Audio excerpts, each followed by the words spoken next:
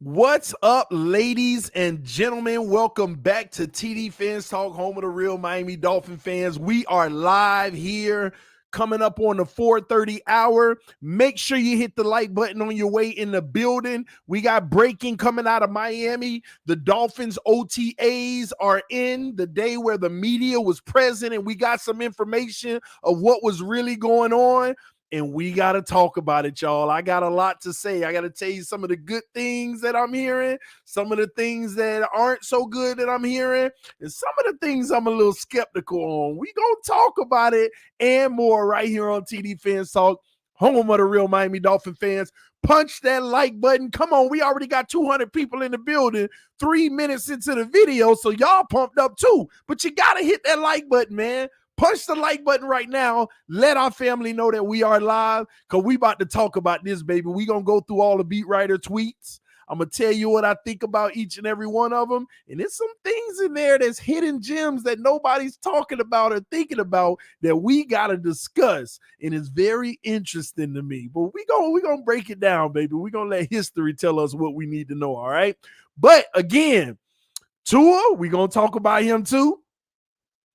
Okay, Tua. We gonna talk about it. We gonna talk about it. All right. Hit that like button, man. Let me shout out to a few people. Horsey Head from the Bahamas. What's up, homie? I see you in the building. Shout out to the Mod Squad, all of the members of the channel. We love y'all. Road Runner, I see you in here. Triple S Podcast, Audrey Heat, Vic 517, Flipside Fishing in the house. Michael Simmons in here. What's up, homie? Love you, man. Devin Sr., EM Baller. What's up, all the mods, man? Meyer Justice. Esther Finn. What up, baby? Let's get it. William Harmon. I see you, man. The heavy hitter showing up. That's what's up, man. All right, man. I ain't going to bore you with all the intro hype and all that too much longer. It's time to dive in, man. Let me contain myself, because there's a part of me that's a little excited. But anyway, man, it's a little part of me that's a little excited, man. Let me say this. First of all you want as a Dolphin fan is to hear positive. I ain't no different. I know I bring y'all the news. I bring y'all the commentary, my reactions. But at the end of the day, we all want it to be positive. It's just a lot of times, you got to give the negative too. But I'm loving what I'm hearing from the day, because there's a lot of positive. There's a lot of positive, and it's exciting me, man. And this is what you're supposed to have. This is what's supposed to be happening in camp. And that may mean the coaches might be doing their job. The coaches might be breathing an atmosphere of success. The coaches might be creating a winning team. It's early. I know everybody going to be in the comment section after this video. Bro, chill. It's early. It's only OTAs. You felt this way last year. But this is the way it's supposed to be. You're supposed to feel like this. But somewhere last year, I didn't feel like this, and y'all heard me, and I told the truth. And what was the outcome? My truth. Some of y'all hated me for it. A lot of people left for it. But it was the truth. But as of right now, at least we're starting off in that right direction based off of what we're hearing, and we're about to break it all down, all right? All right, so I'm going to read a series of the tweets. Shout out to the homie Charles Edwards, always dropping them into my Instagram so that I have a better list of things to read to y'all, so I ain't got to go searching everybody and all this and that, all right? So I get to read to y'all what many other beat writers had to say about today. There's going to be times I might read something duplicate. Forgive me. I'm just trying to sift through the individual ones to give you my thoughts on them, okay? All right, so you're going to hear different names, and I'm going to tell you who it's courtesy of, whether it's Barry Jackson, Cameron Wolf, David Funes, Daniel, a lot of different people. So we're going to talk about a lot of it, all right? All right, so first and foremost, man, the media was able to go out and watch the team today. So I knew this moment was coming, and this is what I was waiting on. Now, I have to say this before we get started. Can we 100% just trust what all these guys with their eyes are out there seeing on the field? No, it's just the truth. Because we've been going off of what they said for so long, and then when I go to camp, I'm reporting stuff that's actually happened, and I'm seeing the manipulation of it in tweets. But I know where manipulation is found, you know. So when I read these tweets, I'm gonna tell y'all a lot of these seem very legitimate. There's only one or two things out of every tweet that I said, I see what they did there, and we're gonna talk about it. But that's what I'm liking about it, because a lot of the things I know whenever they're fabricating or they're withholding information, but a lot of these seem truly legit because I'm very familiar with all of these guys' work. So that's why I'm gonna give a lot of credibility to what we're seeing. But then at the end, we got to talk about something that I feel like is being omitted intentionally, and I don't like it. But at the same token, it is what it is. But you'll get the real scoop during training camp if I go. We'll see. I told y'all I'm having a baby, so maybe not, but something making me want to go now, especially when you hear this, what they're not reporting, so specific something they're not reporting. When I tell y'all, it's really making me want to go. All right. Somebody said, TD, you're setting yourself up for disappointment. That's all right, man. I'm a Dolphin fan. You know, if I'm hearing good things, I'm going to report good things. If I'm seeing and hearing bad things, I'm going to report bad things. Right now, I'm hearing positive, good things. I'm on that boat. I go with the tide, baby. And that's what a lot of people don't like about me. They want me to stay on one side, even when it ain't happening. No, I just go with the tide. That's why I feel like I'm the most fair person there is when it comes to this. I just go with the tide, but at least you know it's the truth. If it's high tide, I'm going with the high tide. At least you know that's the truth. If it's low tide, I'm down here in the low tide. At least you know it's the truth. I understand in 2022, people love being lied to feel good, but I don't live in that realm. All right.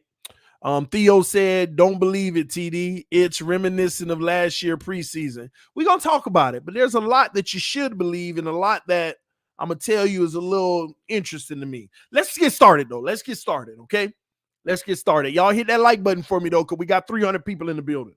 All right? So first and foremost, we're going to start out with Barry Jackson. Barry Jackson talked about Mostert. All right?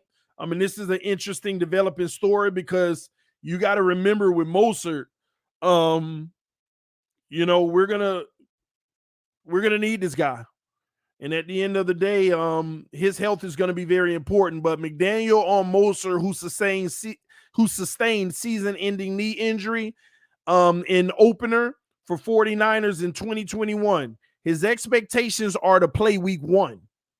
Now, that doesn't mean he's a starter or anything, but he is expected to play. So they do look at him as being having a major role in this offense if you're expected to play. But that's interesting because we got a lot of backs that's capable, right? We're not going to rush it. He's came too far to have a setback. He's diligently working day in, day out. When he's ready, he'll be on the field. So one thing I want to say early on about this is it's kind of confusing to me and a contradiction. I'm still trying to learn Mike McDaniel's philosophy on football, you know, because he's basically kind of saying that this guy is going to be on the field when he's healthy, right? But this is where I'm like, how can we already say that? The guy's coming back from an injury. He's obviously not on the field because you said when he's ready, he'll be on the field. So he's sitting out waiting right now. You know, they're not going to rush it.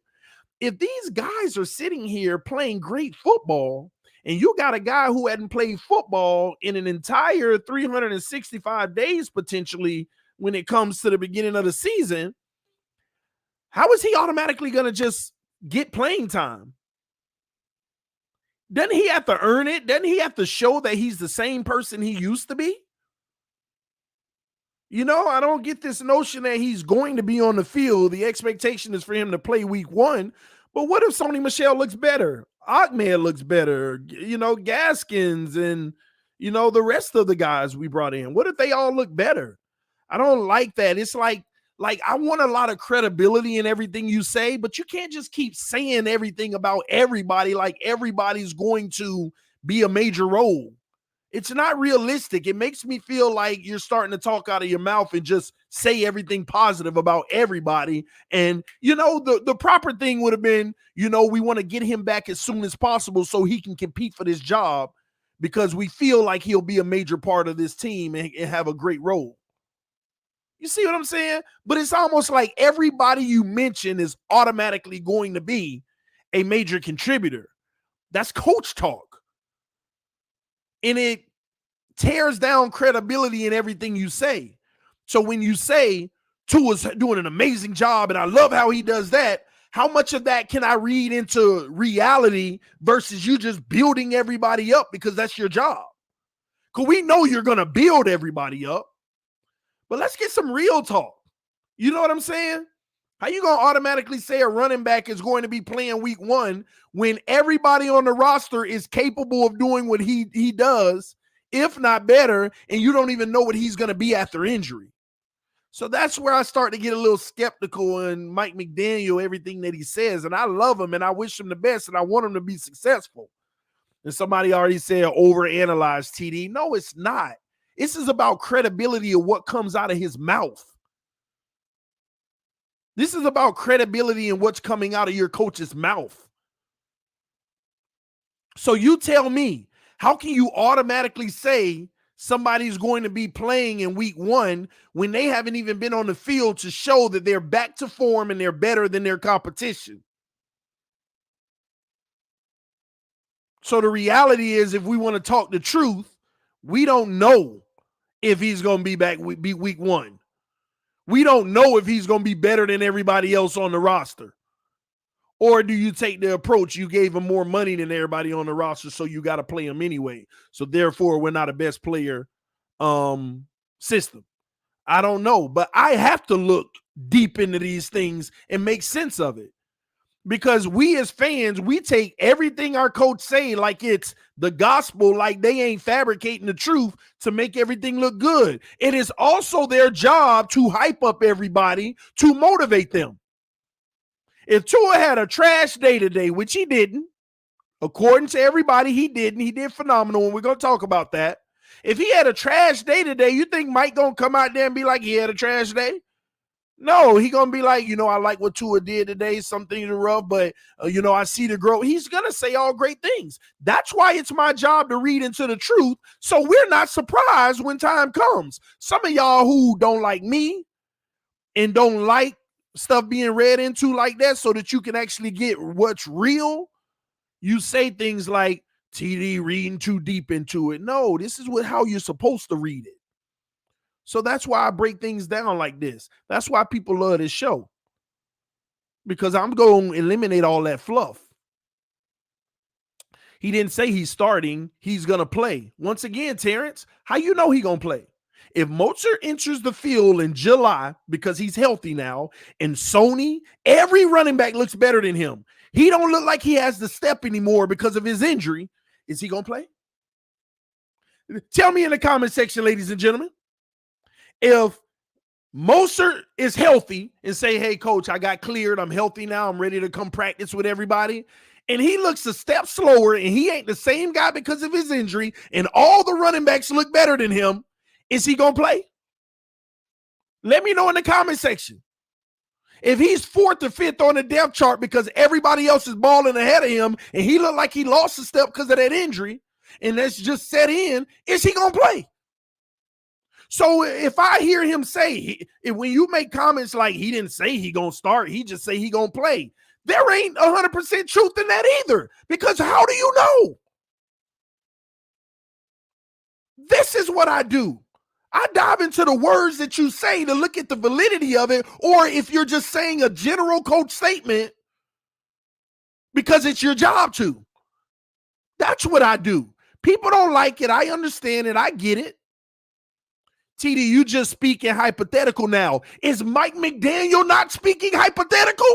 Isn't he assuming that Mozart's going to come back to form? Isn't that a hypothetical?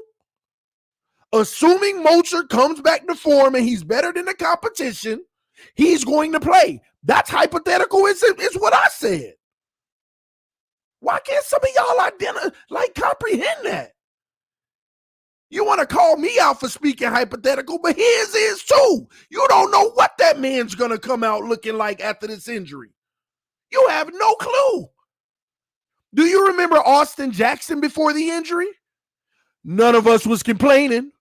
Some of y'all don't even remember him before the injury. But Austin Jackson actually looked like a good left tackle before he got hurt his rookie season. Have y'all forgot about that? Go ask any platform right now, how did Austin Jackson look before he got hurt? Oh, he looked decent. He was holding his own. He was playing well. And that is the truth. And when he came back from his injury, oh my gosh, Austin Jackson might end up being a bust at 19 or 16, whatever one we picked, man. I don't be remembering 19 or 16. One of y'all will remind me, and I got to remember that because I keep mixing that up. Austin Jackson was 19 or 16, and I don't even know why I mixed that up. I think Jalen Phillips causing me to mix it up because we got him at 16 and Austin at 19. I'm probably right about that. 18, gosh, I'm saying 19. Is 18? Okay. 18. See, I'm even off on that. 19. See, some of y'all saying 19 now. Whatever one, y'all get my point. But that's all I'm saying, man. Some of y'all listen to me just to pick apart what I'm saying and try to criticize it. But I don't speak out the side of my head. I'm being hypothetical as Mike McDaniels is. To say that he's going to come and play week 1 is a hypothetical if he's up to form and he's out playing the competition. And to say that we don't know is also hypothetical. Both are hypothetical. Can some of y'all just shut your mouth and listen if you're going to be here? Or have an intelligent argument that I can say, well, you got a good point there too. Let me do what I'm doing. Hypotheticals and assumptions are not the same thing. I agree. Matter of fact, he would be making more of an assumption. He would be making the assumption. At least a hypothetical, you know what it is. An assumption, you're automatically blindly thinking that it's going to be, and if it's wrong, your plans are foiled. But anyway, let's keep it going. That's my only thing about that. That's why I keep an eye on Mike McDaniel and the words he say, because I want to know the credibility in everything he says. If I could take it to the bank, or if I just got to know that some of it is just him being a great coach, which that's what great coaches do. You ain't supposed to down nobody and tell the media the truth, but this is why you can read through the lines if you pay attention to these small details, stuff like that. So I'm going to tell you now, Mike McDaniel ain't going to always give you both possibilities. All right. Pete said, that's what I love about you, TD. You go through the words and intercept the lies in between. Keep it up. Never stop. Now, remember, he ain't lying, y'all. Mike McDaniel ain't lying. He's just being assumptive, which he should be for his player. Hey, Moser, we look for you to be playing, baby. That's what he's supposed to do. He ain't lying. He's just being assumptive. But also, it's not a fact. And we got to remember that. You know, we have great plans for Tua to be great this year. He's being assumptive. We're going to see, though. Time tells. All right? All right, let's keep it moving. Next. And I think I already reported this, but just in case you don't know, Fins will have joint practices with both Tampa Bay and Philadelphia in August. That's going to be very interesting because I might even go to the Tampa preseason game, just so you know, y'all. And if they open those practices up, I might be there too. All right. So we'll see. Hopefully they do, because I'll be able to give y'all a nice treat with that. Okay. About the guys racing, because I know a lot of people have been talking about these guys racing on the field. Mike McDaniel did comment on it that he's not going to tell these guys not to race. Basically, some of these guys have been clocked at 21 and 22 miles per hour range in practice so far. So that's interesting. This was one that I loved when I first read it, but whenever I saw the video, it was what it was. It wasn't as exciting for me, but there was reason to be excited. Travis Wingfield said, some things that jumped out during today's team period of practice. Tua hit Preston Williams with a dime for a 68-yard touchdown. DB had underneath coverage. Tua dropped it right in the bucket over the DB's outstretched arms. Preston caught it and was gone. Man, that excited me. Now, it excited me for a reason, because the way that he wrote it, 68-yard touchdown, dime. I'm thinking that it's a go route. He dropped it in the bucket on the way, and Preston ran down for the touchdown. But this is what they're showing on Twitter, where it was like a deep out or like a skinny, like a post. And Preston, the DB, came underneath and Tua dropped it in there. It's just like the Waddle route where Tua threw it deep to the left and Waddle caught it on that post, but it was nobody behind. So Preston turned up the field and ran. And then the more information we got, it went 68 yards, but it was a 35-yard pass. Okay. So Preston got yards after the catch because there was nobody in the secondary behind it. So again, it ain't everybody knows Tua could drop it in there like that. A lot of people are really looking for the go routes from Tua, throwing in stride on the sideline as it's going, vertical. This was more of an out. Nothing wrong with Yak. No. Nothing's wrong with Yak. But in the NFL, again, we've had big plays that flipped the field and we still punted the ball. And the route that was ran in cover 2, that ain't going to tend to happen. See, obviously the DB was underneath and nobody was behind him. In cover 2, that ain't going to happen because now you got another defender to make the stop unless Preston put the move on. And sometimes you need to hit your guy in stride deep down the field where he catches it 50 yards down the field and it's only an 18 yak for the touchdown, moonwalking in the end zone where you beat the DB. But that's honestly neither here nor there. It's always promising and exciting to hear that Tua's connecting on these throws regardless. And let me tell you why. I know me personally, there's times we're going to need the deep ball where he leads them in stride on a go route, not these posts and these outs and these crossing routes. He struggles in those too sometimes, but we got some information today that he threw some of them. But sometimes you're going to need that go route in stride, and that's the Mac Hollins throw. The Mac Hollins throw is the only throw that we know of that nature that was in stride in his career so far. We're not talking about the Gesicki deep to the right on the post. The Mac Hollins throw is the only throw that we know so far in his career he's thrown as a go route in stride. I'm not talking about the back shoulder, the comeback, the high point, just in stride that has connected. Literally, y'all, the only one. Only one. Not the Jakeem Grant drop versus the Bengals, as everybody keeps saying, and I could pull that film up for you too. Jakeem Grant was running a post, but when he identified the route, he had to get back on. He had to come back and identify it as if it was a go route. The play wasn't for Jakeem Grant to go run a go route. He was running a post, but it looked like a go because he had to identify where the ball was, and it took him as if it was a go route. So that ain't it. Preston was a go. That ain't. Did he have one in the Cardinals for Preston? Okay, maybe he had a second one, but that's the problem. We can identify the 2 or 3. Let me give you a third one just for the fun of it. We can identify them. It's been 2 seasons over 20 games, and you can identify the 2. Like I said, I'm gonna give you 3. Don't know where the third one is, but I'll give it to you. We can identify it. That's an issue. If I say that about any other court, I can say that about Davis Mills, and he got more than you can count on 2 hands. And that's a fact. That's the one thing I do like about Davis Mills. He throws the ball deep. But that's neither here nor there. All I'm saying is, at the end of the day, that's the area that we really want to see from Tua as an explosiveness. But the offense isn't going to be that. He's going to have his opportunities, though. And we'll see how much better he gets in that. That's when the whole 9, y'all. That's when Tua's, listen, if he gets this underneath and the intermediate together, that's great. And if he could be highly efficient in that, he could be our quarterback long term.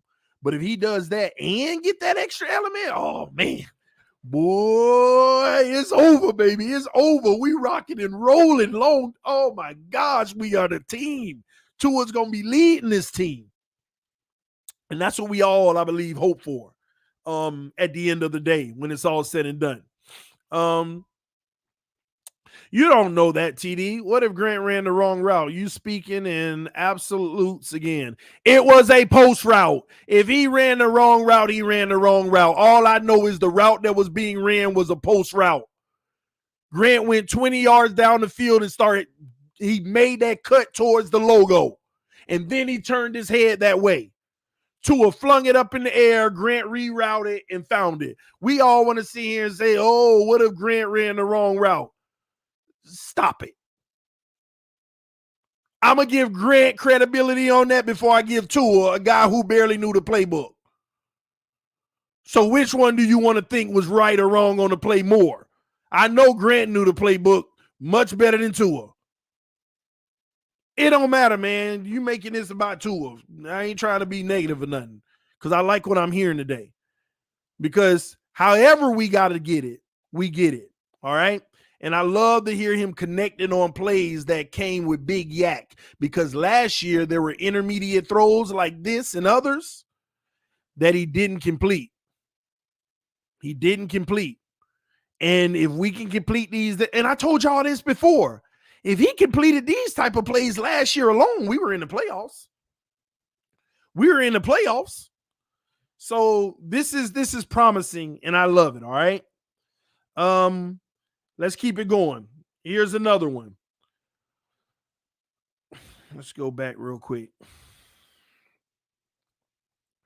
All right. Tyreek Hill is as advertised, man. Everything he does is fast. Created a whole bunch of separation and made some big plays in the team period. Then there's the attention he commands and the opportunities it creates. Space, space, space. So Travis Wingfield wrote that. Travis Wingfield wrote that. Okay. I would really love to know which quarterback, was responsible for those 3 big plays to Tyreek, but we're going to get to that. Okay. All right. He said, Waddle too. The urgency he and Hill create is noticeable in just one day of practice together. Saw the same thing that made me really fall in love with his game last year. The ability to concentrate in traffic, pluck the ball away from his frame, just a complete receiver. We got dogs on the outside, y'all. Tyreek and Waddle are going to be beasts this year.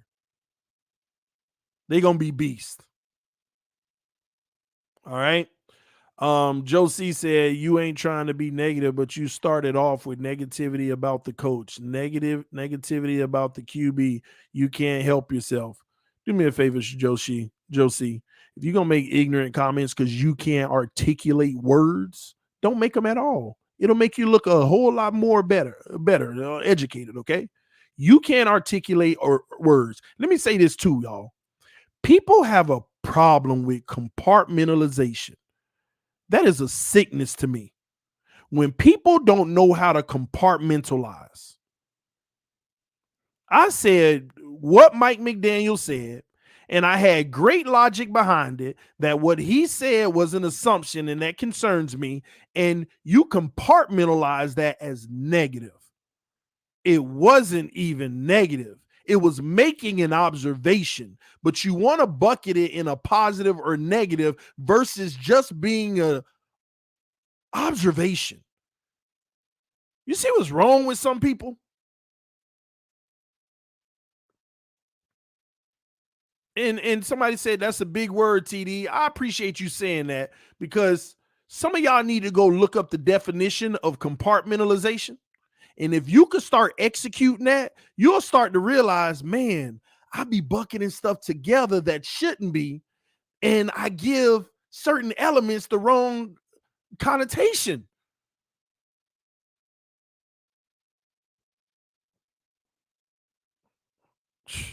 You misrepresent what the coach said to throw a negative tone to it. Then Joe C, why don't you tell me what the coach was trying to say? Words mean something, people.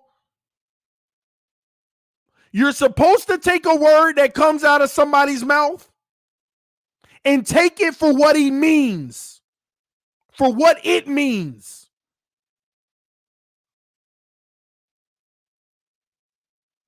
Words mean something. Makes no sense. This is what people do. He said what he said, and this is what it meant. They mean something. Stop. And the problem is, you're trying to change the definition of what the words he used to fit what you want to believe, and then tell somebody else they're trying to twist his words. You're the one twisting them. Words mean something, and you take them for what they mean. And if you're insinuating them a different way to validate what you want it to be that you think he said, you're the one changing them to fit what you want to believe he said. I'm just telling you what they actually mean. So I'm not the one twisting them. You're the one twisting them. Man. Anyway, let's keep it going. I just love calling certain people out like that sometimes. It actually, I enjoy it because some people read the comment section, they'll read a comment like that, and they go with it, not realizing what's really happening. So I love clarifying. I love clarifying stuff like that. These are the words he said. These are what those words mean. Literally. Some people say that's my problem. No, I'm too literal. Words have meanings. That is literally what he meant when he said it. Or at least that's what the words that came out of his mouth meant. What am I supposed to do? Alter the words to make it sound better and give them the benefit of the doubt to something more favorable? No, words have meaning. These are the words he said. These are what those words mean. And if people want to insinuate them another way, then those beat writers need to ask clarifying questions. But until that happens, you got to take it for what it is, man. Stop trying to write your own narrative with the words that fit you and then try to call me out on being negative. All right, anyway, let's keep it going. Jalen Phillips shut down a run play, then had a would-be sack on back-to-back plays. The interior front and really the entire front looks like they haven't missed a beat. Wilkins, Zyler, Davis just getting after it. So this is a loaded one I want to talk about as well. This is a loaded one. First of all, I want to hear this all camp from Jalen Phillips because we need him to become that dog. If we can start getting an organic pass rush, oh my gosh, this defense would get scary. Because I ain't being negative. I'm just giving you a fact. We don't have an organic pass rush. We have great personnel, but just the front four saying go get at it so the linebackers will have less responsibility. We haven't proven that in 2 years. So if we can show that, man, it's going to be nasty this year on defense. So big up to Jalen Phillips, stuffing a run, back-to-back sacks, showing that this defense ain't missing a beat. And to hear the names of Wilkins, Zyler, and Davis, who are the interior starters, by the way, that's what the lineup should be for the D-line, for the interior D-line, just so you know. Because Ogbah plays on the outside of that, and Jalen Phillips plays on the outside of that as well. That's beautiful. And I ain't trying to be negative, but I got to talk about the facts, okay? For the sensitive people in the back. What don't we like about that tweet, ladies and gentlemen? Put it in the comment section. I want y'all to say it before they say I'm being negative. What don't we like about that tweet? Stuff the run, back-to-back sacks. What is it in that tweet that you shouldn't like, that you should be disgusted? Come on, y'all. I ain't seen nobody say it yet. Somebody got to get it right. Think about it. See, this is why thank you. Finally, Hall's got it. This is why I break stuff down for what it means. I don't just take the tweet itself. I'm looking at what it's also not telling you. The freaking O-line. That concerns me. Jalen Phillips is a dog, but he a second-year player. We going against some proven dogs this year. We going against some proven dogs this year. So to all my haters, when I read these tweets, yeah, I'm going to tell you what it's saying, but I'm going to also tell you what it ain't saying. And to all my haters, that's why people like this channel. I can see through what's not being said too. The freaking O-line. Come on, get it together. Get it together. I don't want to hear this. Because there's an overwhelming thing that I saw today. All the tweets had overwhelming positives. And we're going to talk about that at the end of the stream. Why are there overwhelming positives and like zero negatives? But a play like this, we need to talk about what the heck is going on, right? We need to talk about good job, Jalen Phillips, but we also need to talk about, because you know he was coming off the edge. Was it the right side? Was it the left side? Who's at tackle right now? What's going on? Are they getting better? You see what I'm saying? None of the beat writers talking about it, though. These are the things. This is why I might just have to sacrifice and figure out a way to go to camp again this year, because I'm going to be able to tell y'all the truth on, are we really getting better in certain areas? Because all I got is a whole bunch of tweets of positive. But in these positives, you got to look at the flip side. If people getting wide open in the secondary, hold on. Is this secondary losing it a little bit? All of this stuff got to be freaking considered too. Now, don't get me wrong. We're going to talk about it later, but some of the veterans aren't there. Some of the pros aren't practicing. I don't know which ones, though. I know Armstead was doing some work with Dieter and a few guys. Not Dieter, Eichenberg and a few guys, but that don't mean he's out there playing in the 7-on-7s and stuff. I don't know. But at the same token, that still ain't favorable that we're getting beat on that O-line. In that secondary, guys getting that open, if we're going to have a great secondary, what makes us think we're going to stop Buffalo receivers then? What makes us think we're going to stop Kansas City receivers? So therefore, this is why we're breaking all this down. I'm trying to tell you what the tweets are telling you and what it also isn't telling you. So we'll keep it going, man. But I love that from Jalen Phillips, and I love that the defense look like it ain't losing a step in the front seven, but I'm not hearing anything when it comes to the secondary. But also that may mean Byron and X, you never know. They may not be out there practicing. Mike McDaniel said in another tweet that I'm probably going to read in a little bit that some of these veterans, we not letting them practice in OTAs because the data basically shows that it ain't worth it, because you definitely don't want them to get hurt, right? And on top of it, they've earned the right to where they don't need to.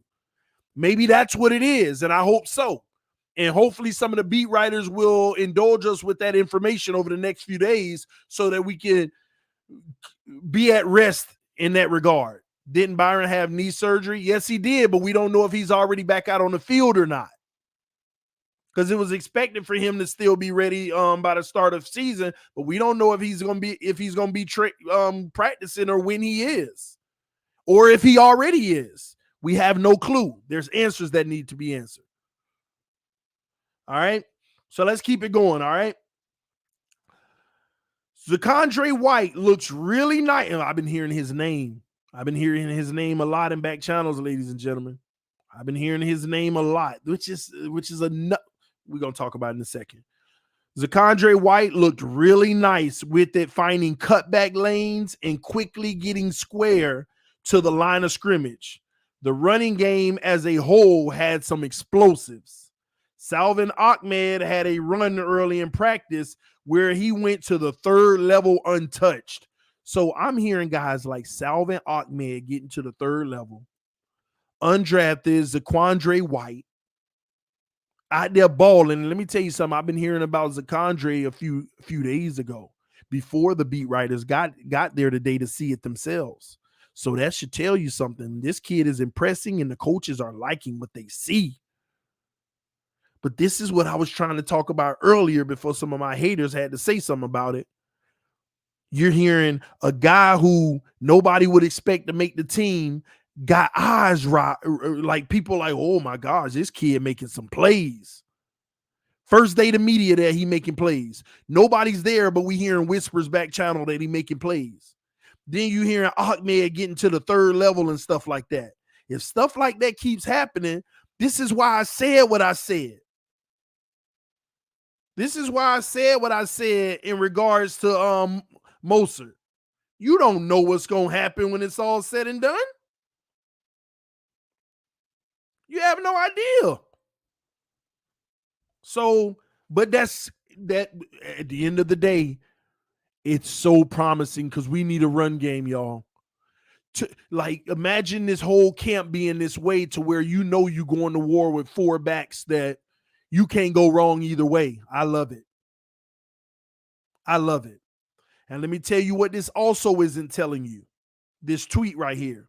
It also isn't telling you a positive.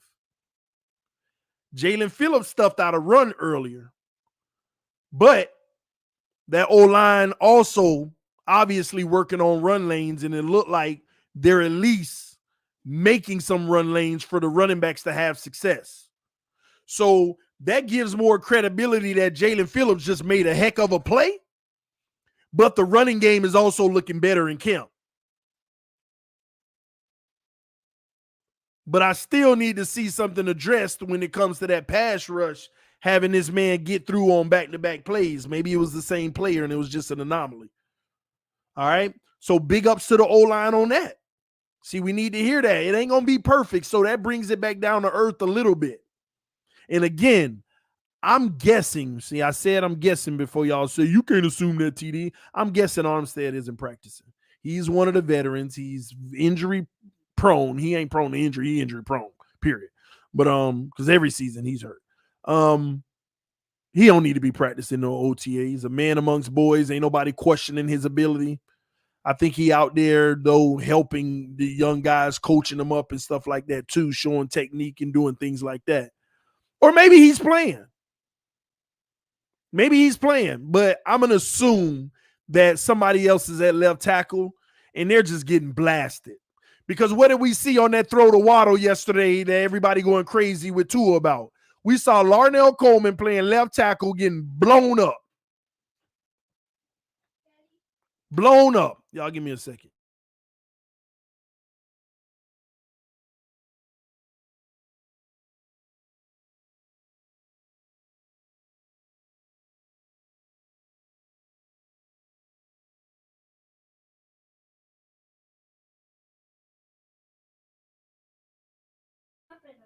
Okay, but no toys in here, okay?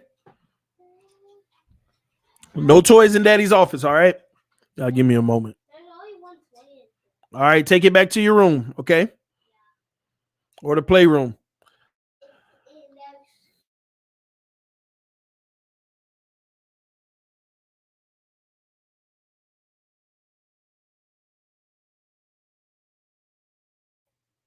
Thank you. My bad, y'all. Hold on, y'all. Give me a second. Let me put this guy, one of my haters, in timeout. Let him sit like a little 3-year-old in timeout for a second, and then y'all give me one moment. Let me put this fool in timeout like a little 3-year-old, and then we'll go subscriber only chat. Ain't got time for my haters trying to make this comment section toxic. All right, so we good.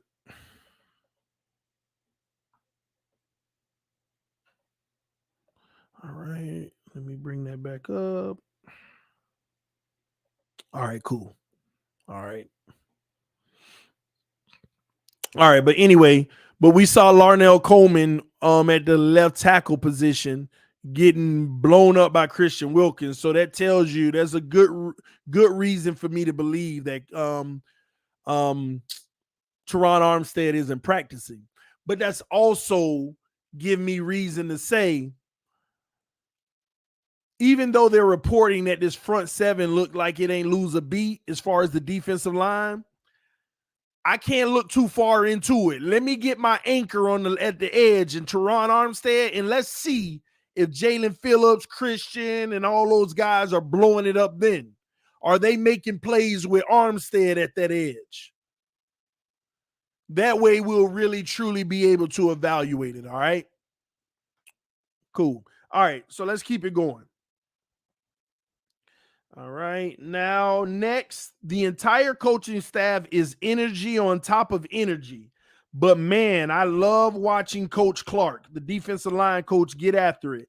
Intensity breeds hustle, which you see carry over to games. And I love hearing that. But again, I want to see that O-line, the starters, the unit that they feel like they're going to war with in training camp. I want to see this D-line, see what they do then. Let's see if they can get that same rush then. But it's good to see that we got an electric D-line coach that's just really, really pumping these guys up because we're going to need them this year. Deshaun Wilson said y'all thought TD was joking when he said that he would for president. He out here educating the citizens. Oh, man, listen, that's a few years from now, man. A few, We'll see TD 2048, something like that. If there was one in 2048, might be 2050. I don't even know right now. But anyway, next up, Omar Kelly says Teron Armstead is working with Liam Eichenberg and Robert Jones after practice, working on their technique. So again, that's good to hear, but I want to know if Armstead is lining up getting reps or if he's just out there as a veteran helping the guys around him. So I know somebody will report it in the next 24 hours or so. And we'll ask on social media as well. All right. Let's see what else we got. What else do we have? All right. So here's another one. David Ferronez reported that Dolphins coach Mike McDaniel on Sony Michel edition. You have the opportunity to add a player of his caliber, of his pedigree, a multiple Super Bowl winner. We jumped at the opportunity. Competition for the Miami Dolphins is only a good thing. There you go. He even said it himself. Competition. And that is a good thing. I love the fact that we do have them. This is going to be very interesting to see what ends up happening at the end of the day with that situation. All right. They asked about Lynn Bowden. Mike McDaniel says he's always been drawn to players that have multiple position experience, like Lynn Bowden. He's played quarterback, running back, receiver. So that's very interesting. Specifically QBs because of the way they see the game. But it is interesting that they're reporting that Lynn Bowden is injured. So that's a little interesting to me. We got to keep our eyes on that situation because, Lynn Bowden, I don't know what's going on with him, man. Is he going to be out there playing? We waiting on him to have his coming out party. But, we'll see. We'll see. So keep an eye on Lynn Bowden. That situation, is that hamstring? They're reporting his hamstring, but hey, man, when is he going to get his shot? But the room's full. You put him at running back, the room's full. You put him at receiver, the room's full. Quarterback, the room's full. Unless it's for a trick play. I got to be honest with y'all. Look at the rooms.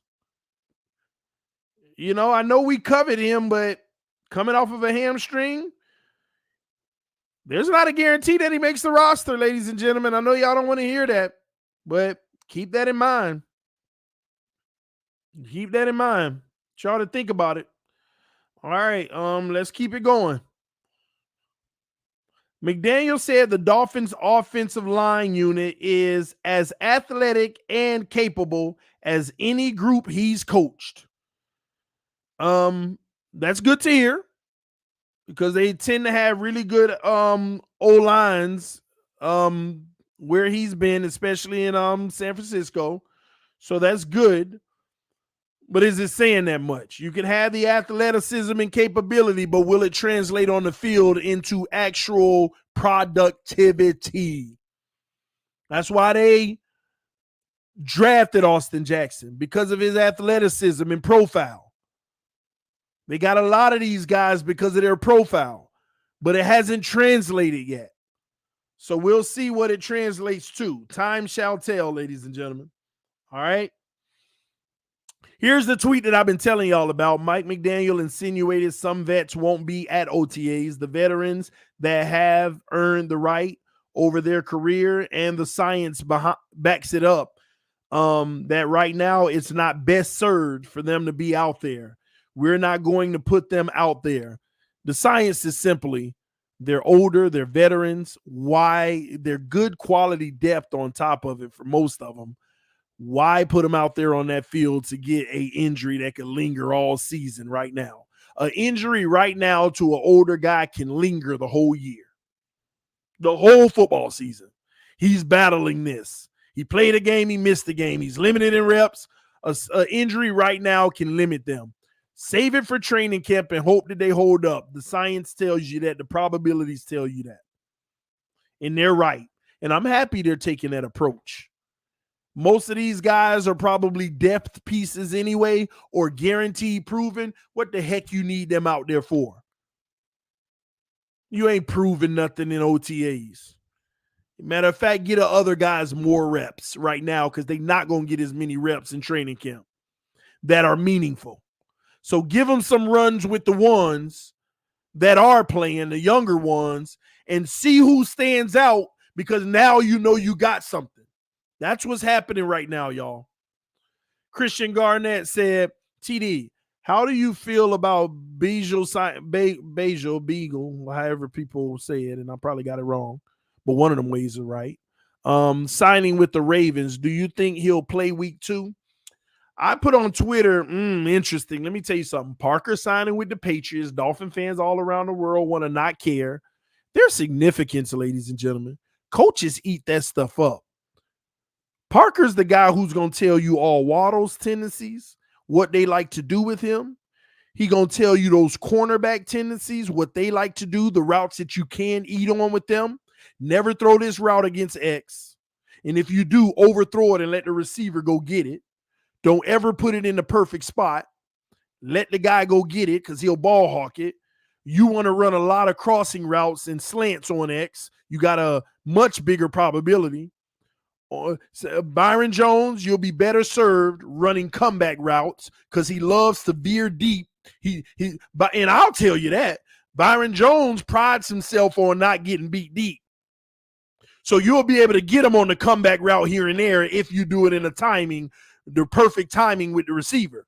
You'll get him, but he'll make the tackle right away. That's what makes him a good, corner. If you do give something up, make sure you tackle him right away.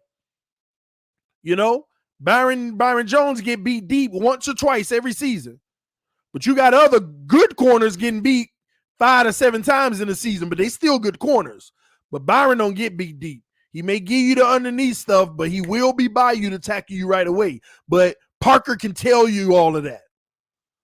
Parker can tell you who on that O-line you need to attack in the pass rush. Who we complain about, I was wide open, but he screwed up on the O-line. Parker can feed you all of that. And when you go against them and you make a game plan solely to all those things Parker tell you, I am telling you, if those guys still have those tendencies, it gives the other team an advantage, because you know what to attack religiously.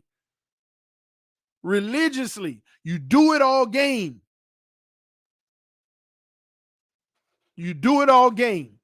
So y'all can underestimate the value of a guy who actually was one of your best players, whether you like him or not. He was still one of your best players on the team. He was definitely a top 10 player on the team. That's the value they hold. So when you got a guy like that going to the Ravens, a defensive team, that holds value as well. No, now think about it. You don't think the Ravens are like, What was y'all game plan against us with that zero? Where are the cracks in the zero? You don't think he's going to be able to say what the reality is? You got to take advantage of those one-on-ones. You got to create situations like this to where it's still going to be tough because there's great corners, but you can eat. You know, they may tackle right away, but you got to see, yeah, we underestimate the value of that type of information from an inside guy. So that's what I think about it. He's going to be an asset to them, and he can play the game. He can play the game. He ain't no slouch. He ain't no, over-the-top baller, but at the end of the day, he can be productive, all right? TD, how do you feel about – oh, I already read that. My bad. Let me go to the next one. I think there was one more donation. One mushroom, but it weighed 4 pounds. Maybe I'm missing what you're trying to say. Please forgive me, but I don't get it. And it's probably something I said, but I'm not following you. All right, let's keep going, though. Let's see. What else do we have? Oh, I like this. I love this. I love what Mike McDaniel incorporated because, Flores brought an atmosphere of TNT, takes no talent, and all of that stuff. But it was all work, no play. I love what Mike McDaniel implemented. Dolphins OTA practice open to the media just ended. Interesting note, the practice player of the day wears an orange jersey. I like that. So, you're giving daily awards. It was Jalen Phillips, and I love that. The kid got rewarded today. He the only one wearing an orange jersey. Not only are you rewarded with the orange jersey, but you get to be the DJ. And he had a nice mix of some Kanye, Cardi, WizKid, and more in rotation. He wore the orange. See, that's motivation. That's good. You especially with a young guy like Jalen Phillips, if he can have a breakout season, man, oh man. Imagine Jalen Phillips making the Pro Bowl, y'all. Our future, man. All these guys in our future is so bright. Let me tell you what success looks like for the Dolphins this year, y'all, to where we had a real successful season. 8 Pro Bowlers. 8 Pro Bowlers. And why not? If you end up with a top 3 defense, you don't won 12, 13 games, Jalen Phillips Pro Bowl. I mean, I could count them. Jalen Phillips Pro Bowl potential. Ogba Pro Bowl potential. Christian Wilkins Pro Bowl potential. Zyler is even Pro Bowl potential. He was higher rated than Christian Wilkins last year. Finally, some respect for Javon Holland potential Pro Bowl. I ain't even get on defense yet, y'all. That's just offense. I don't think that Byron Jones is a Pro Bowl guy because you got to get the picks to get in. But he could be a lockdown guy, but not the picks. That's 5 on defense. Tua getting Pro Bowl is hard as heck, even with success, because there's going to be other teams that put up crazy numbers with a worse record, and the quarterback will get in because they're 5,000 yards, 50 touchdowns. You know what I mean? Our offense isn't built on too many Pro Bowlers. But if we have great success, Tyreek will be a Pro Bowler because he can have 1,100 yards and he'll make the Pro Bowl for the simple reason that high-paid players and recognition with a top record is going to get you in. Maybe Gesicki finally breaks the barrier and become a Pro Bowler. Potential. Armstead could be a Pro Bowler this year. They definitely want to reward players that they recognize you more when the team didn't do something and now they doing it. What were the main acquisitions? Those are the first people up for Pro Bowl. That's 8 right there. That's 8 players right there, and you never know who else can surprise. You never know. Our left guard could make it. If he tighten up on his penalties, he could be a Pro Bowler. Waddle can be a Pro Bowler. But it's hard for 2 receivers on the same team to go. TD, the Pro Bowl is overrated, bro. No. And I understand that. From a player evaluation, I give it 0 credibility. But you have to understand, it can be overrated, but we get no respect. Miami Dolphin fans, let me be clear to y'all. outside of Xavier Howard, okay, this year, outside of Xavier Howard, outside of Tyreek Hill, and outside of Teron Armstead, any player that makes the Pro Bowl of the Miami Dolphins, do not put that overrated label on Pro Bowl. Because anybody else that gets in the Pro Bowl on this roster outside of those three people, it is not overrated because they don't respect us. And if you make the Pro Bowl as a Dolphin, not named one of those three guys, you really got the respect now. You done crossed through some big names who automatically get it. So that's why in our situation, you can't look at it that way.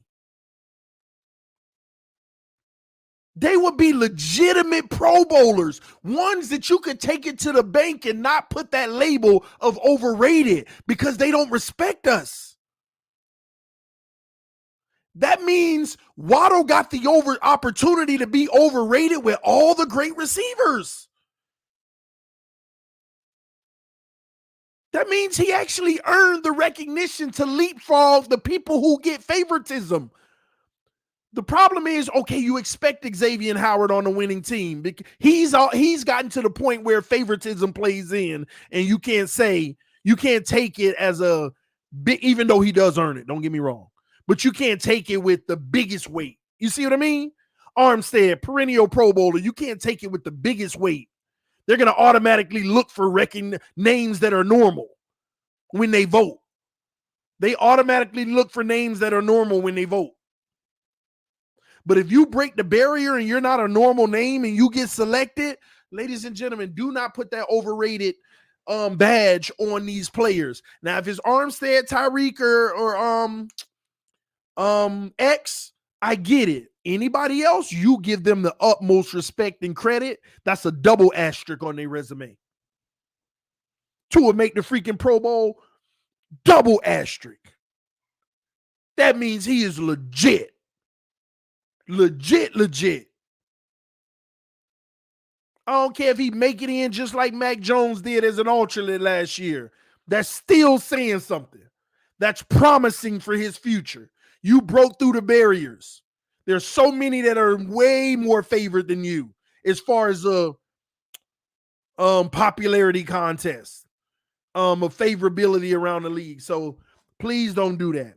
We will not diminish the Dolphins Pro Bowl accomplishment this year unless it's one of those three guys. And we won't diminish that because we know they dogs. All right? So good thing by Mike McDaniel, though. Spicing up the practice, orange jersey for the player of the day. They the DJ. I love it. I love what you did there, Mike. Please keep that type of atmosphere going. I love his vibes. I love what he bringing to the table. Brian Flores was all business, and some people love that too. But I love that, and the players seem to be receiving it very well. And as long as the results follow, this is the innovation of the NFL and how you treat players now, because this ain't the same NFL of old. And this was interesting to me, and I don't mean to dog Flores because y'all know sometimes I'm an advocate for Flores because I feel like he gets unfair treatment. But this is where I do criticize Brian Flores. He came into the NFL, as the Dolphins coach, and I remember the first week he got hired, one of the main sticking points of hiring him is his ability to resonate with the young players of the league, which he had been rumored to do very well in New England with the young guys and develop them and speak their language. He actually got a badge for positivity in that area. But when he got to Miami, we saw no evidence of that. And that started with Minkah Fitzpatrick. You couldn't, and I know Minkah has responsibility in it, but you didn't cater that relationship. That's what you were supposed to be the guru of as well. That was something that was a positive that I reported. And, the reports are Brian Flores, he's the new kind of coach because these young guys, you can't talk to them anyway. Remember? I had streams about this. These young guys, they'll tell you They'll stick their middle finger up at a head coach, a first-round pick, and say, what you going to do, trade me? I got my guaranteed money. I saw it with the Raiders on Hard Knocks. That safety they got, he was a wild cannon as a rookie. He ain't care. What you gonna do? You gonna trade me? You gonna trade me, coach? He out there in practice having fun. Coach trying to be serious with him. He like, what you gonna do, coach? You gonna trade me? You gonna trade me, coach? All right, go ahead and trade me. I got my money. Cocky too. I was like, yeah, this is a new NFL. But it's true. In 2022, these guys getting fully guaranteed contracts. What? I ain't finna sit here and I'm a grown man just like you. I'm going to talk like a grown man. You ain't finna get up in me like you, my boss. I got 4 years guaranteed. What, you going to trade me? You ain't going to cut me. Owner ain't going to let that happen. And I remember that because it was raved that Flores can cater relationships with young guys, and I reported on that, and it was false. It was false. That was not the case. He motivated guys, but the relationships weren't the greatest, obviously. So that's the one thing I will criticize about Flores' tenure here. And even if I'm wrong in that regards, there was at least no evidence that he had great balanced relationships. From my understanding, he was the alpha and not to be challenged. And again, so there is a little speculatory information in that, but me, myself, I believe a part of that because I know the regime he comes from, and I know I can tell through his personality. All right, let's keep it going. All right. Let me see. Anything that I missed so far? Okay. Nick Needham was asked about who he's noticed taking steps in the secondary. Says it's early, but you can feel Javon Holland and Brandon Jones' command out there. Says they do a great job holding each other and everybody else accountable as those signal callers back there, in which they are the signal callers back there. And I love it, man. I ain't gonna lie. Me personally, it's time to usher in a new regime and let I'm gonna tell y'all something else to look out for. Why am I forgetting his name? Our safety, our strong safety. What's his name, y'all? Gosh, why am I shooting a blank on our safety? Not Javon Holland or Brandon Jones, but our New England. I said Eric Rowe. I don't know why I'm tripping. Eric Rowe, at some point, man, they got to make sure he's relocated to backup, and that's going to tell us these guys have upgraded and gotten where they need to be. Because one of these guys got to start, man. And because Eric Rowe been getting all the shake the last few years and sharing reps on occasions, but now it's time for one of those guys to step up and let Rowe become depth. And he's good. He's still good at his job. You know, he don't get beat by anybody unless it's one of the elite tight ends, but who doesn't? Many don't beat the elite tight ends. So they play all three. Oh, no, I know. But again, I need Brandon to go ahead and own his position. I need him to own it. And they play all three. But Javon Holland already got a high snap count. So it just depends on how much, what the split is, if that makes sense. Nick Needham also said there's definitely a different vibe with Mike McDaniel. Says the new coach has a talent for getting his message across in a light way. That's very detailed what he said, y'all, and that tells you a little inside information. Flores was the guy that get up in you through what the old school guys did, yelling. Basically, you better do this. Get it done, or I'm, out of fear. Some would say, let me stop being absolute, right? Some would say that out of fear approach. Get the freaking job done. Out here playing like trash. I'll replace you as quick as tomorrow. Versus you can do it. I believe in you. Run through this wall for me, and I'm going to show you the outcome is exactly what you see what I mean? Somebody said, LOL, Dolphins are soft. I don't agree with that. There are different ways that you can coach people and get great results. There are aggressive ways that can still get great results, and there are passive ways that can still get great results. I disagree that makes you soft to be a passive way. As long as you have the art of doing it and getting the result, ain't nothing wrong with that. Now, how you respond to both of them is soft to me. I want a player who, if the coach is all up in your grill, you respond. And if you in your feelings about it, that's soft. But also, I want a player, if a coach is motivating you in a passive way, to still do it, get it done. I want players that can respond either way. It ain't a soft, you ain't soft for having that approach, but how you respond either way can be soft. So let's get that straight now. Coaching like this is not soft coaching. It's motivating, and sometimes some people feel like, and I'm going to tell y'all my personal belief on it, because in corporate America, when I was a manager, I had employees. I had over 30 people that reported to me. And you had your big dogs in the sales department that were great at what they were doing, moving numbers, knocking out sales.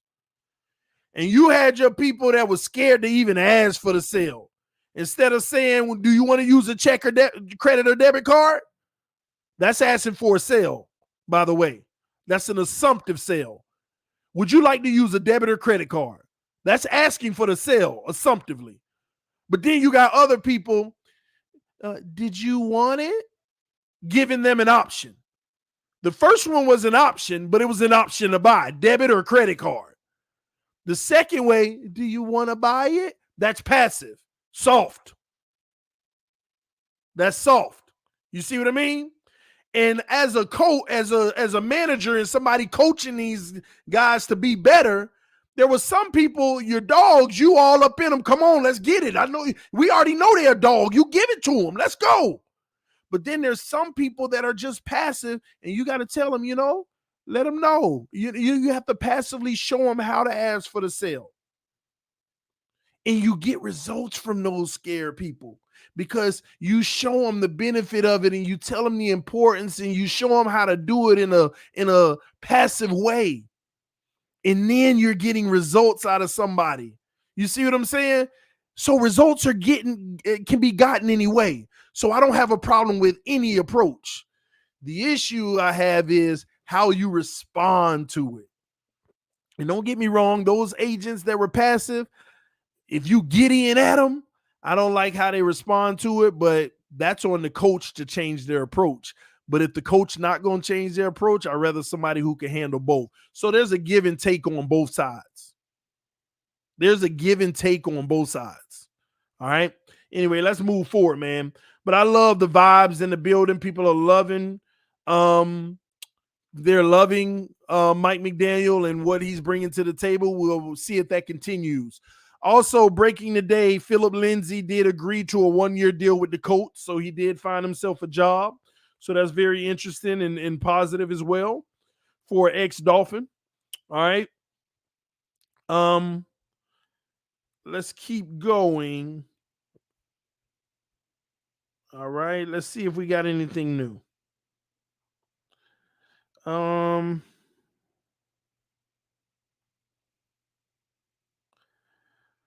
right. Here we go.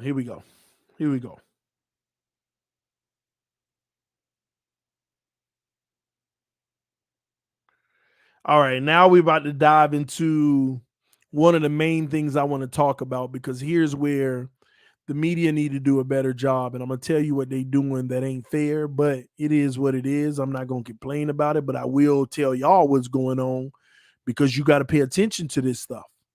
All right. Drew Brees to Miami said with Tua's learning disability, McDaniel will help.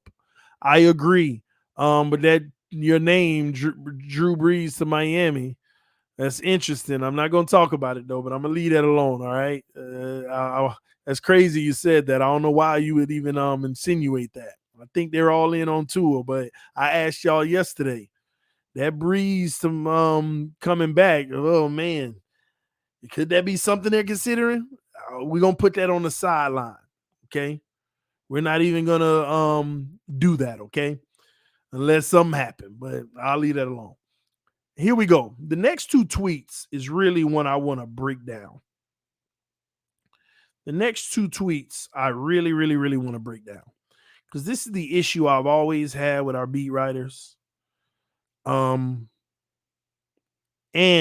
one of them messed up because they told on everybody.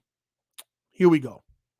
Time to break it down. My haters, get out of here. And if you're not subscribed to the channel, subscribe now. We're in subscriber only chat. So if you're not subscribed, you can't chat in the comment section. Because my haters, they despise subscribing to me. So we ain't got to deal with their trying to make the comment section toxic. But here we go. Let's break it down, man. Let's break it down. All right. All right. Where did it go? Okay, here we go.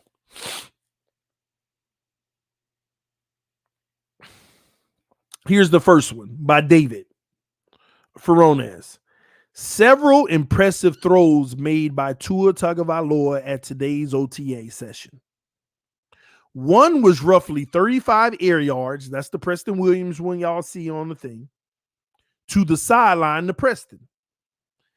There was a 20-yard sideline throw to Mike Gesicki with significant zip in 7-on-7.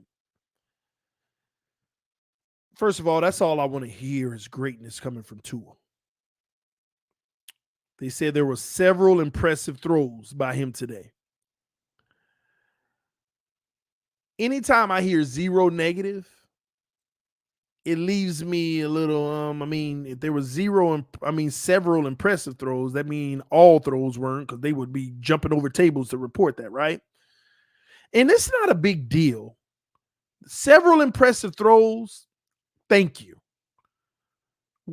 I keep preaching the Dolphins Nation, whether you're a Tua apologist, believer, Tua near, or a Tua hater, non-believer, or a middle Dolphin fan. I don't care who you are. There ain't no question. It is in the Miami Dolphins' best interest for Tua Tagovailoa to be successful this year and prove that he's our franchise quarterback. There ain't no better profit for this organization but that happening. There ain't no better outcome long-term that I could see but that happening. We all should be hoping that happens, no matter what you believe. So we want to hear stuff like this. But you notice something that nobody wants to talk about and they refuse to report? And this is where TD is speculating, so my haters don't have to jump down my throat. Oh, TD just speculating while he stirring up stuff. I have just told y'all I am speculating on what I'm about to say. Why ain't there a single mention of Teddy Bridgewater? And I'm about to break this down to y'all. Before I do, let me read the donation. TD, have you thought about trying to get a beat writer on the show like Big O does? I feel that would be great on your channel. Yeah, I'm actually, as of now, starting to think about that. And I'll probably reach out to them all to see. But I will tell you this. If I get no reply from anyone, then it is what it is. And let me tell you why. I call everybody out. You either going to tell the truth to the people or you going to lie to the people. Just what I'm doing this very moment. Why isn't any beat writers mentioning a single throw that Teddy Bridgewater's making? And let me tell you something about that. There ain't a case where Tua's throwing the ball 300 times and Teddy throwing it 50. They out there running the same drills because we run double fields in practices. They both, and they flopping. They both get first team reps and everything. Just so you know, that is a fact. And that's already, and even Mike McDaniel's running that way, because I've already spoken to someone on the ground. The same way is happening. All teams do it, though. They both are out there throwing 150, 200 passes a day at the same time, swapping fields. Fact. But not a single mention about a throw of Teddy Bridgewater, right? But watch this. Out of every single tweet and the 6 to 10 you got about Tua, there was only one tweet mentioning Teddy. There was only one tweet mentioning Teddy. Only one beat writer, and that's where they told on themselves. This beat writer basically told on the rest of them. And then I got to be honest with you, even that beat writer didn't mean to tell. He was talking about somebody else and had to mention Teddy. His tweet was about Tyreek and mentioned Teddy in it. I want you to think about that. And that tells me there is intentionality in it for nobody to even mention it. And let me tell you why there's intentionality. Watch when I read the tweet. Watch what it says. This tweet is about Tyreek, but they had to mention it. Watch this. Barry Jackson, and at least thank you, Barry, for writing this one, right? This was a day where you say to yourself, wow, Tyreek Hill is really on the Dolphins. Had sizable gains from yards after catch on 3 receptions. The tweet is about pointing out the 3 big gains that Tyreek Hill had today from yards after catch. 3 receptions. Then the last bit of the sentence said 1 from Tua, 2 from Bridgewater, which is more proof they both run with 1s. 1 from Tua, 2 from Bridgewater. So Bridgewater out here also identifying his guy, putting it in a place where he can get yards at the catch, which is ball placement, right? Just like 1 was from Tua and 2 was from Bridgewater. Bridgewater out here making plays too. 0 mention.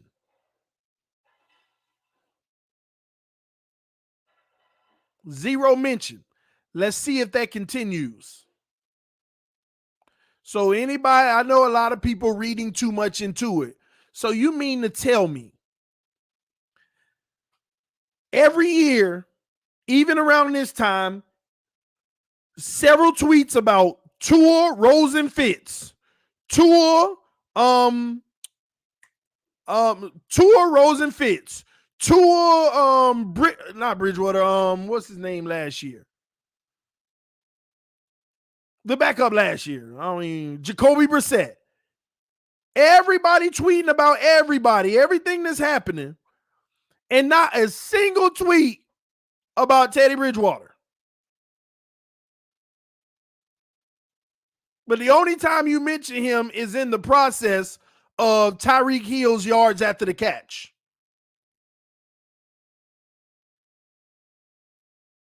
And I've already had a conversation. Teddy Bridgewater out there making big time throws too. I've already had the conversation. What about Teddy? What are you seeing? Teddy out there balling too. But Tua has made some improvements. And we're going to talk about Tua last because I'm excited about what I'm hearing in his improvements. We're going to say the best for last. But Teddy is out there making plays too. Not a single mention. And we're going to keep our eyes on that because I feel like that's intentional. They don't even want that narrative out there. They don't even if it's valid, even if one guy might be playing better than the other, they don't even want that narrative out there.